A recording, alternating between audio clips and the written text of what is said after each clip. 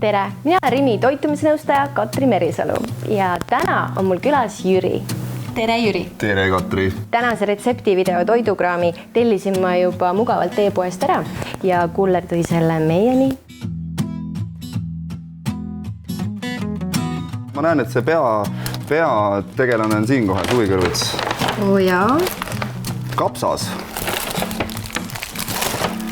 Meil läheb vaja 1 sibul, 4 küüslauku. Mismoodi, kas ma siis lõikan täiesti lihtsalt niimoodi? Ükskõik, missugused need tükid on, siis lõpuks me blenderdame kõike nagu nii ära. Alustama sellest, aga nutsma mina ei hakka. Selle jaoks on ka ju mingid nipid ja ma olen kuulnud. Tee suu lahti, hinge läbi suu, mitte läbi nina. Kas mul jääb suhu sibulais ju? Jüri, mis su lemmiktoit on? Pasta. Mul ka.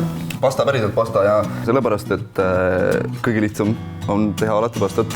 Kõige odavam on osta pastat. Seal on nii palju erinevaid variante, kuidas teha pastat nagu. Väga hea, et sinu lemmiktoit on Itaalia toit, sest et tänane retsept on tegelikult inspireeritud Itaalia köögist. Suvikõrvitsa rullid, seal sees on kitsejuust. Tegelikult ma valisin suvikõrvitsa tänaseks retseptiks, sest et praegu on suvikõrvitsa hooaeg. No, mina tegelen natukene potipõllundusega. Mul on mingid tomatid, basiilikut asjad, aga kas suvikõrvitsat teoorias saaks ka sellises väikeses kohas nagu kasvatada? Sellises potis ikka saab. Saad või? Nii, sibul on valmis, ma ei tea nüüd, mis edasi teha igatahes. Paneme selle siia poti sisse, see on ja oliiviõli, selline, millega võib praadida. Teadaolevalt külmpressitud oliiviliga ei tohi praadida. Kui sa kuumtöötled teda üle 200 kraadi, siis ta muutub kantserogeenseks. Küüslauku praegusel ajal tegelikult just on hea küüslauku ninna toppida või? Ma päris ninna ei topiks. Ta teeb haiget, kui sa selle ninna paned. Ja sind ei võeta eriti tõsiselt, kui sa need ninna paned ka. Juba lõhnad on küll väga head. Just sibul ja küüslauk peaksid iga toidu tegemise juurde kuuluma. Jaa, nõus. Mina tean, et minu vanaema suvikõrvitsad on suuremad ja kollasemad. Ma ütleks, et see ongi õige suurus, et need ära korjata. Et kui nad lähevad suuremaks, kui sa lased kasvada nendel suvikõrvitsatel veel suuremaks, nad ei ole nii maitsvad, nad ei ole nii tiheda sisuga. Siis tulevad need suured seemned. Jüri, kas sa tead, mis on Rimi värskuse garantii? Nad garanteerivad, et asjad on värsked. Jaa, just nimelt. Et kui sa ostad Rimi poest midagi, mis ei ole värske, kui sa koju jõuad, näed, et midagi on nihu, siis sa võid selle poodi tagasi viia ja sa saad sellest uue toote asemele või raha tagasi. Päris hea. Jaa, näitame kaamerasse ka midagi sellist. Need on ideaalsed. Nüüd ma lisan siia sibulele, küüslaugule tomatipüre. Mina tavaliselt esmaspäeviti teen kodus süüa. Siis ma söön seda sama toitu 2 või 3 päeva. See on väga õige suhtumine tegelikult. Ja loominguline, see on jumala loominguline töö minu arvates. Et kui sa viitsid süüa teha, siis sa saad nii palju tagasi sellest. Aga pane need suvikõrvitsa liistud sinna. Nüüd, kui sa oled need ideaalsed suvikõrvitsa laastud teinud ja sinna ilusti kuivama pannud, siis on hea trikk sinna soola peale raputada, siis kõik see vesi tuleb välja. Ja kitsejuust on nõksa toitainerikkam tegelikult ja seda saavad süüa ka need, kes on natuke laktoositundlikud. Nüüd ma tahan sulle rääkida suvikõrvitsast. Miks me täna peale selle, et see on hooajas, miks me teeme? See on nii palju kasulikke vitamiine ja mineraale ja kiudaineid. Mis sa panid sinna sisse? Oregano. Oregano, jaa. Miks sul suhkur siin on? Ma peaks küsima. Kas seda suhkrut paneb meile soolane toit?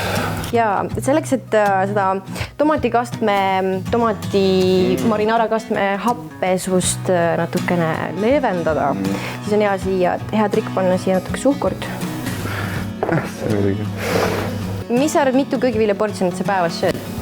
Kas pasta läheb köögivilja alla? Ei. 1 peotäis on 1 sinu köögiviljaportsjoni suurus. Ja siis päevaseks ju? Jaa. No 1 kindlasti.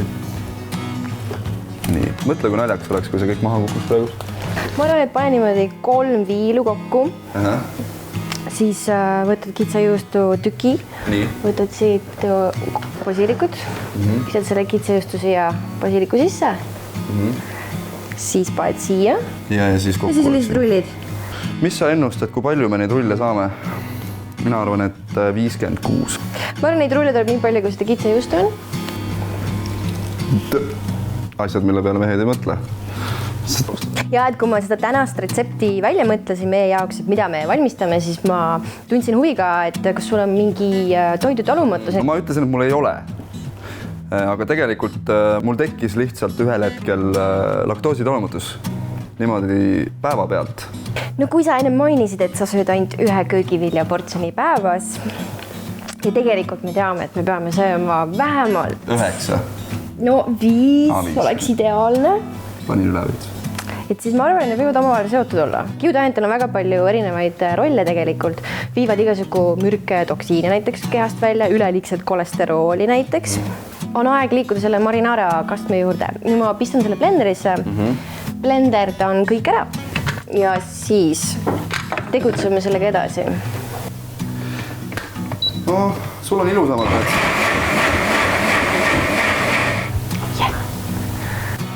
Tunneb väga hästi. Lõhn on õige. Paneme siia põhja natukene teda ja siis hakkame neid rulle siia sisse panema. Kas nad peavad seal sees niimoodi ujuma või nagu pigem... Paneme nüüd üksteise kõrvale. Niimoodi, jah. Jah, väga hea.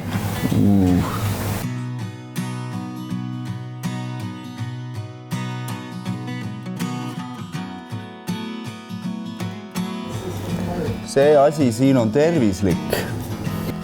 Aeg on käes. Jaa, väga hea. Teeme lihtsalt kerge aurutamise, mis on kõige kiirem, kõige tervislikum viis, kuidas köögivilju kuum töödelda. Okei. Viskan need sinna sisse. Ja see siis läheb nimelda selle kõrvale nimelda selliseks väikeseks lisaks, jah? Jaa. Meil sai aeg täis 20 minutit, 25 minutit, vabandust. Nüüd on vaja see välja võtta, meil on vaja kindaid. Palun, kas sa võtaks meie ahjuroa välja? Ja kinnastega. Ma usaldan sind. 1, 2, 3. Oo! Vot. Nii. Voilà. Selle roa kõrvale sobib väga hästi kõik ülejäänud hooajalised köögiviljad, mida iganes sa soovid. Nagu näiteks? Meie arutasime lillkapsast ja rohelisi jube. Valmis ta on. Ma jätsin selle tõstmise töö sinu hooleks. Kas sa just neelatasid või? Jah. See lõhnab väga hästi. Kui te tunneksite seda lõhna, See on liiga palju või? Ei ole. See on väga hea. On täpselt see siis, kui õhtusöögilaua taga ei oska midagi rääkida. Aga ma ei tea, kas me hakkame sööma, kas me proovime. Ma hea meelega prooviks sellega kodus järgi. Tegelikult see kogu protsess on väga lihtne. Ma loodan, et ka teie proovite kodus seda imemaitsvat retsepti järgi teha. Kirjutage meile kommentaaridesse, kuidas välja tuli. Kohtume juba varsti jälle. Aitäh, Jüri, et sa tulid, aitasid mul süüa teha. Aitäh, et kutsusite ja ma loodan, et ma väga palju ei seganud sinu imelist toidu tegemist. Väga lõbus oli. Aitäh sulle. Aitäh.